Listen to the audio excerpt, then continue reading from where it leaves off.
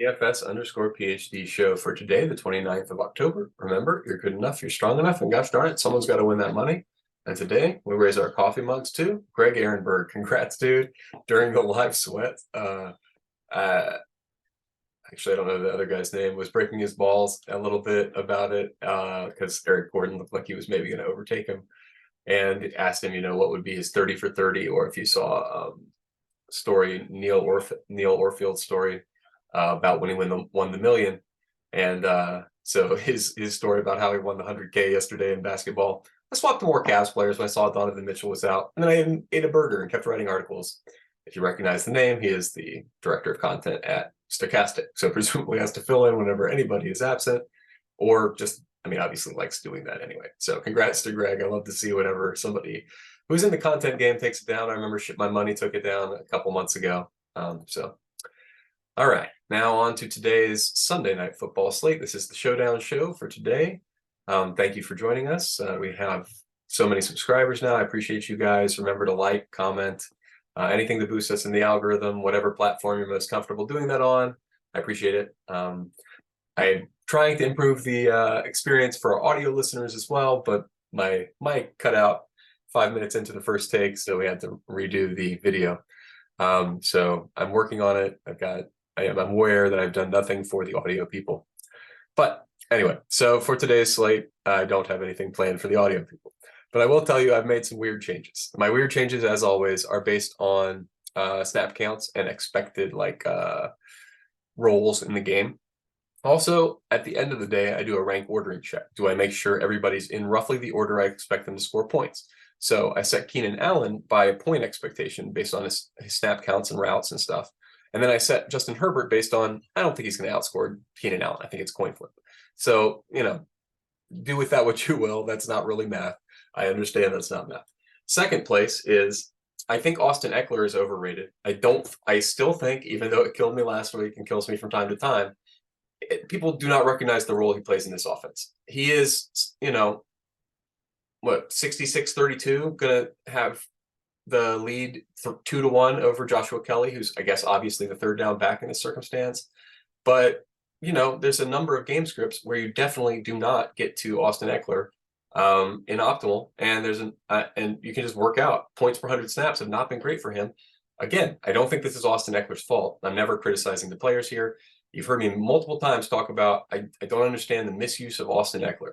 Why would you run this tiny man between the tackles? He is tiny. Go outside. He's fast. He's great, like that. You have two change of pace backs. Do with that what you will. You should have, if you wanted another guy, you should have gotten another guy. Neither one of these guys is that guy. And when you misuse it back, it irks me. But anyway, given the continued misuse of Austin Eckler, I think his upside, or his average projection, should only be 15 today. And I upped Kelly from 4.7 to 5.5. Couldn't do much because it's 2-1 split. But generally speaking, I just don't see, I can't have a back that's in this much of a split be projected as the number one play of the slate, which is where we had Eckler at pretty much before, tied right up there. So here's what SaberSim had. Keenan Allen, then Eckler, then Herbert. No, not for me. My rank ordering of the top guys is Herbert and Allen, coin flip, and then one of the Bears backs. I think one of the Bears backs is going to get the work. Obviously, I built in a rule. I don't think both Roschon Johnson and Deonta Foreman smash, but I do think it's way more likely than the field thinks that one of them smashes. So I'm doing max one Chicago running backs, and it's Roschon, it's Deonta. Now, I don't know how to pronounce anybody's names. I apologize. I am not an announcer. I am working on it, but I'm going to have to hear it in the game, or you guys tell me in the comments if I mispronounce somebody's name. Now, besides these top-end guys and their projections, other places I think are wrong. Gerald Everett is projected from his season average points per down, not his expected opportunity with Mike Williams out, right? So with Mike Williams out, I think you have to project Gerald Everett higher than his season average again, even though I will admit he got there with touchdown variance for us. Even though I did make a pretty eloquent argument that the touchdown variance should be in his favor. Now, this isn't based on touchdown variance. This is based on expected usage in the offense. So we no longer have the touchdown variance in our favor. We're no longer docking Donald Parham Jr., who is a perfectly capable, actually. He's out there like half the snaps. Let me double check this. We might need to be buffing Parham significantly this week. Okay? Every week's different. 40% of the snaps. So he didn't get that many snaps, but you can't expect him to score just 11 points. He's like on the season. And I mean, obviously, I don't want to do it for the season because that's going to include his touchdown and it'll be a ridiculous points per 100 snap, I assume. I'll just show you that so you're clear what I'm doing with Parham. Yeah, okay, so 18.6, I guess, including the touchdown. So times 30 snaps, what is that? 0.3 times 18.6 if we do season averages with Parham, 5.58. I think that's much higher than they have him at. Yeah, so I'm a little bit higher on Parham than SaberSim is. Not a big deal, just a slight reordering of him and, well, that's the Bears defense and Josh Kelly. So that's, after I do these weird snap count things, I always go back and make sure, is my rank ordering the real preference I have for these people? Because that's the other thing. Besides inputting to the machine, take the set of sims with this average, I'm also saying I think this is the rough rank ordering of the players' averages, of the subset of the overall sims, game sims we're taking. I think that these guys should score in this order. The thing I would definitely, if I were you, be questioning and trying to figure out what's going on is, what's this rank ordering of Johnson and Foreman above Eckler? That's just a usage thing. Whoever gets it in that offense, I think they're going to do more running. I think the Chargers offense is going to do more passing and more mixed use of the backs. I just don't love the situation for those. So I do slightly prefer, although, am I really talking myself into just saying it's a coin flip among all three? Yeah. I'm going to make it a coin flip among all three. I don't really have a preference among any of the running backs. I do think, whichever of the running backs is the number one for Chicago and Eckler, I don't think anybody knows. Whoever tells you that today, if they get it right, congrats, but they were flipping a coin trying to look good.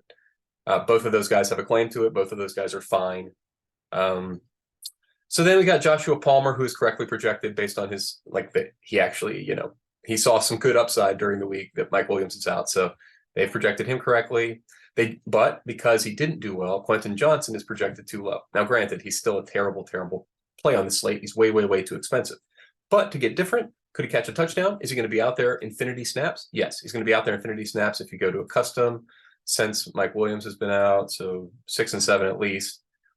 How many snaps are we going to see out there for our friend Quentin Johnson? I'm just pointing out that he's clearly the wide receiver 3. It's not a contest. It's Palmer, it's Allen out there as the 1 and 2, or 1A and 1B, honestly.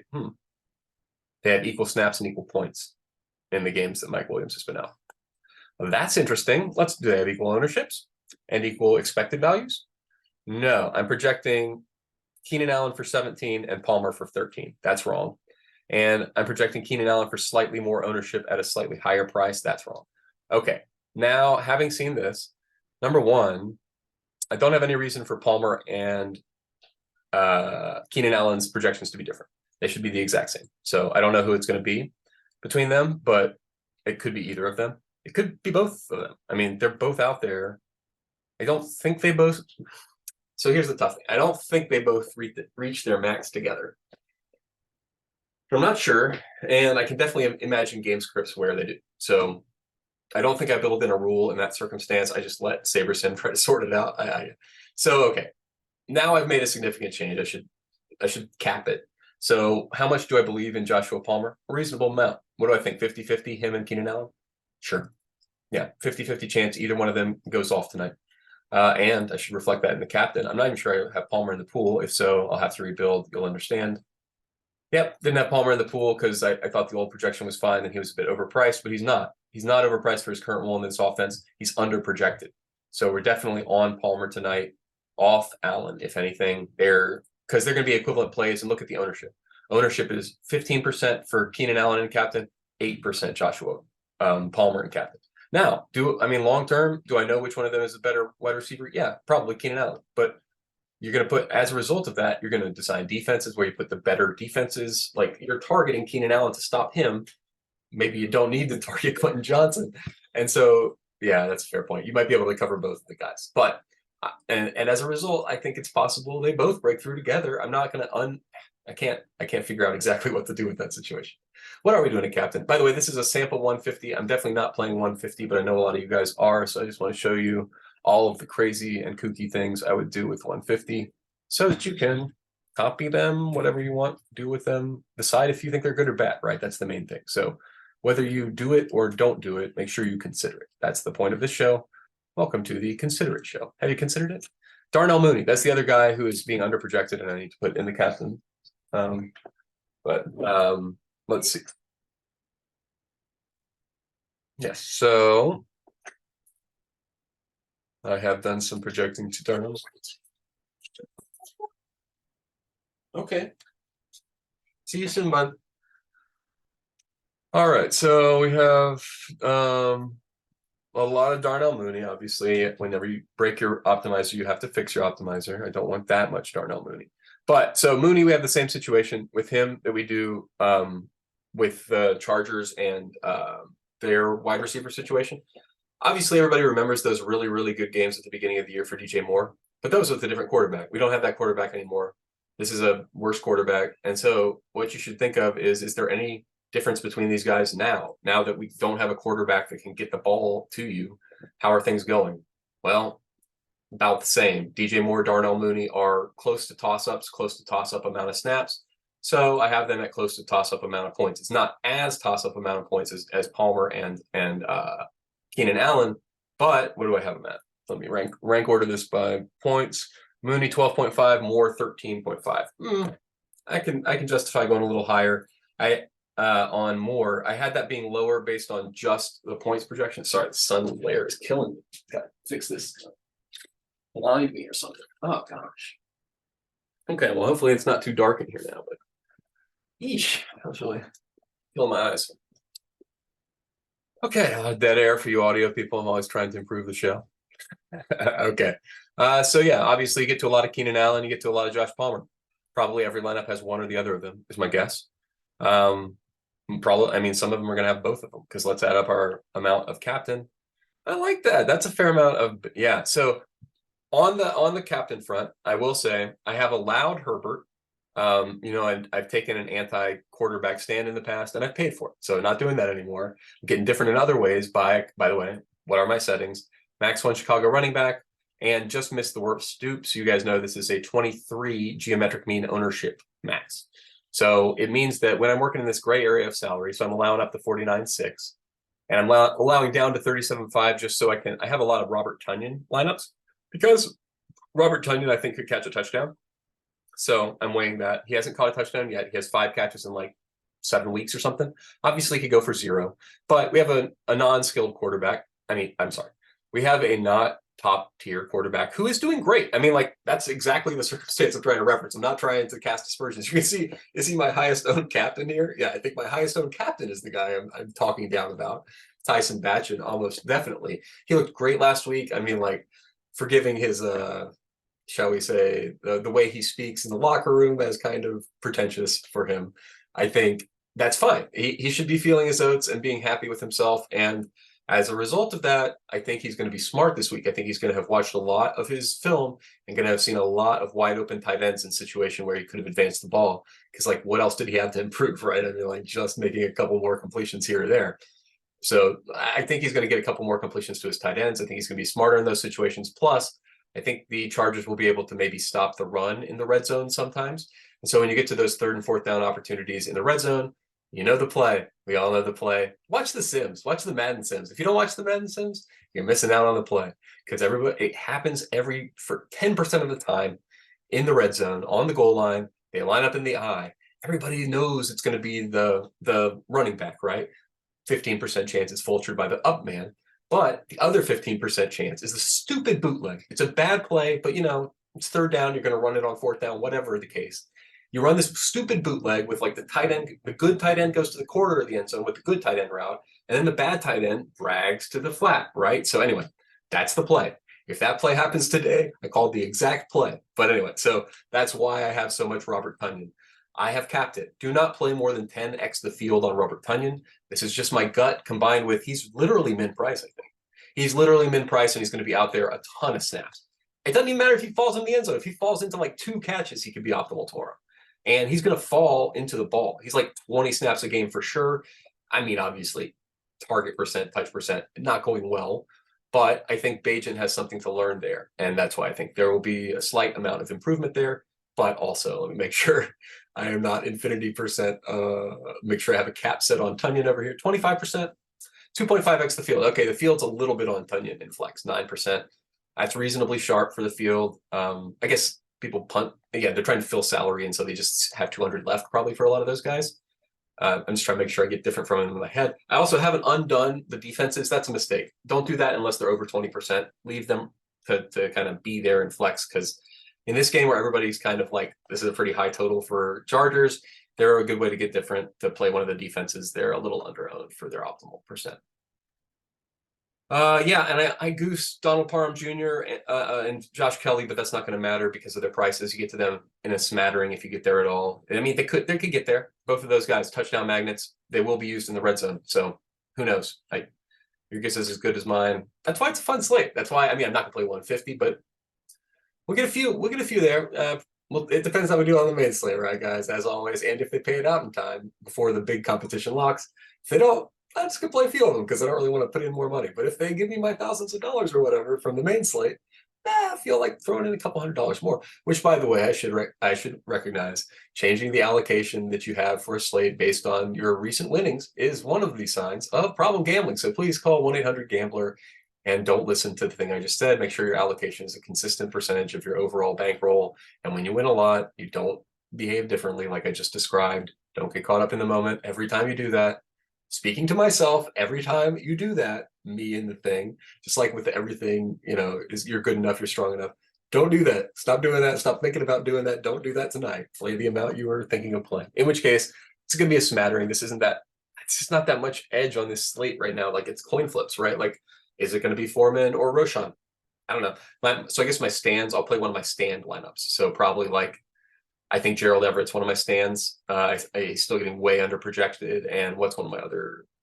I had my Tonyan stand. So I'll probably play those two crazy lineups, whatever the best version of that crazy captain. I like a crazy captain because if he catches a touchdown, everybody starts looking for you at the top because you're probably optimal. I mean, now let me see if that's true. Not for Gerald Everett.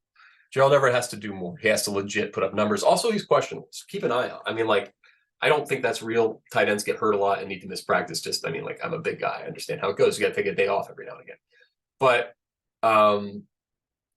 if he's out, Parham, dude, don't mess around. Don't mess around at all. Parham's way too cheap. And take this number, 17.25 or whatever. I'm sorry. In flex, it's like 2/3 that. I can't do that in my head. 12 or whatever it is. Actually, yeah, if it's 11.5 for Everett, you up it a little bit for Parham. He's a more skilled tight end. So I would up him to 12 at least. Parham becomes one of the better plays actually, I think with 12, he's still not that good value-wise. Yeah, 3x. I mean, he's still not better than maybe Mooney, but one of the better plays on the slate for sure. Oh, yeah, speaking of, Tyler Scott also in play down here. He's getting a bunch of snaps. All right, before I go to it, it's fun to guess.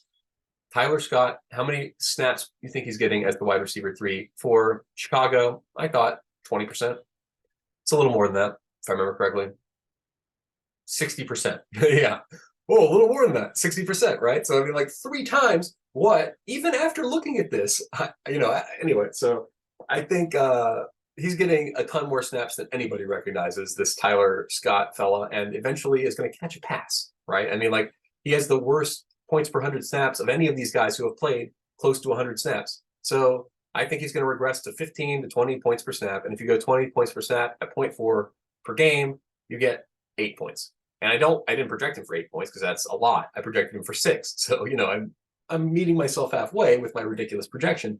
But he's out there, and I like the 8 better. I like the 8. I'm going to stick with the 8. I think that's a fun way to get different on this slate, is recognizing that these low price pieces are going to be in the game a lot for Chicago. Look at that. That snap percentage, 60% of the snaps is nuts. Now, I mean, I've watched Chicago play, guys. But also, if one of your optimizers is using historical percentages, I don't think Bagent team is going to be the exact same team that Fields teams were. And I think, obviously you can't do that on the fly last week when he gets hurt, or 2 weeks ago, and you can't do it last week. 1 week of practice, you can't change the whole system. But I think when they're putting in plays, they're not plays for Justin Fields anymore, guys. These are plays for Tyson Bagent. And I think that's more passing plays. I think that's more check down tight end plays. I think it's probably different packages too. So who knows what the actual percentages will be today. I'm so sorry if I told you guys not to play Velus Jones Jr. because he's a terrible play at his ownership, which he is. And he smashes, because I watched enough of Madden to know he can smash. They're going to run some stupid jet sweep to Velus Jones Jr. or something. They've liked that play for a number of years now, long enough for that exact play to be in Madden. And yeah, it could happen. I recognize, and don't at me if that one happens. I'm not playing that one. So at me if the fun things I predict happen. Don't at me if the things I think should. So he's accurate. He's actually a little high at 1.44 if you do his projected actual points. So I do 15 for all of the wide receivers because I think their average over the weeks should be that. And then 15 times his expected snaps. So you get 0.08 times 1.5, which actually is very, very close to 1.44. So that's pretty close to right. It's just that he's 7.4% owned. And when I'm going to a play that's like that, I want it to be, nope, I've got no defense. I've got no defense for him being out of the field. Because I was going to like reference, what was it, Tonyan, but he's 9%. Yeah, Velus Jones Jr. is completely defensible value down there at 200 as well. It's not good. It's very thin. He's not going to be on the field almost at all. But you just heard me talking about like, what if it happens? So I should probably be thinking about what if it happens. I'm going to add him to the pool. This is why I say, again, don't look, if these sample lineups pop up, that's just because SaberSim keeps popping them up. I'm not trying to show you guys real lineups. That's not the point of this. The point of this is to show you the projection changes, to say like the weird things I'm doing for the slate, unless I say otherwise. Check the Discord. Check that's, and by the way, if you haven't heard yet, get in the Discord. It's in the, should be in the YouTube description and on my Twitter. But just DM me. I'm happy to give you a link. It's not a paid thing or anything. You just, it's in there. So you can get late news if you don't have another guy to give you late news. Dudes are putting it in there. It's not like I'm actually doing a service there. It's just a lot of people talking, so you'll hear the news fast. If I hear the news, I do pop it out there, but it's not like I'm a newsman. Not watching the news. I got the underdog updates just like you guys do. I'll tell you the big ones whenever underdog pops me a notification, but that's the best I got for you. And that might be the best I got for the show. Did I mention all the crazy things I did with the projections? Yeah, I did.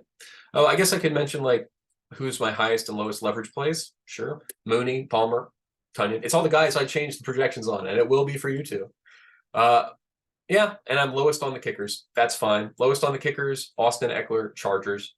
Parham, I will not be lowest on, as you heard, if we have any limitations for Everett at all. But I'm not expecting. I think that's a tight end questionable, which is not really questionable. That's, he just needed a little break, guys. The block in all the game, every game, give him a break. But yeah, this is fine. These are definitely my highest owned. If I were to go to them, maybe I play a Bagent too. I can't believe we have so few. 5% Bagent is massive mistake. Like he's easy 12% to be optimal. So when you have 2.5 times the field optimal percentage, I might have to put one in there too. So I'm more on Bagent than I am on Everett for captain. And then I think it's Tonyan because 0.5%, 0.6% does not take into account his chance of catching a pass, catching 2 passes and being optimal, right? I think it's way higher than that.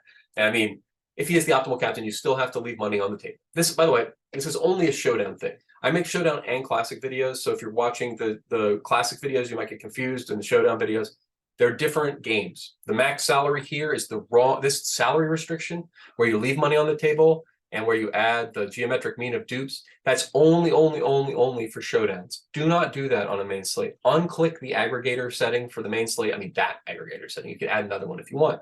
Some of these group rules are the same between slates, but I mean, the scoring is the same. So the projections you could use, not this one, obviously. But anyway, that's why I just want to say your settings need to be different between Classic and Showdown. And also, like, even for Showdown, if you're doing single entry, this is big entry, big fields. That's all I play is the big GPPs because that's where you win money. Like, that's the highest possible ROI. That's always what I've been drawn to here. But if you're doing a single entry, you shouldn't be building the same lineups. And I mean, I will be putting my best lineups in single entry, but that's only for Classic. Classic, that kind of makes sense. You don't really need a super different strategy. I mean, people do, but I play risky, right? And so for paying all of these GPPs, whether it's the $5, the $12 single entry, or the $20, they're all the same strategy. These are hundreds of thousands of people you're playing against, or tens of thousands of people. It's not a significantly different whatever. I mean, obviously, I have a 150 pool and a 20 pool. So I understand it's a slightly different player pool, which I've got to get to right now.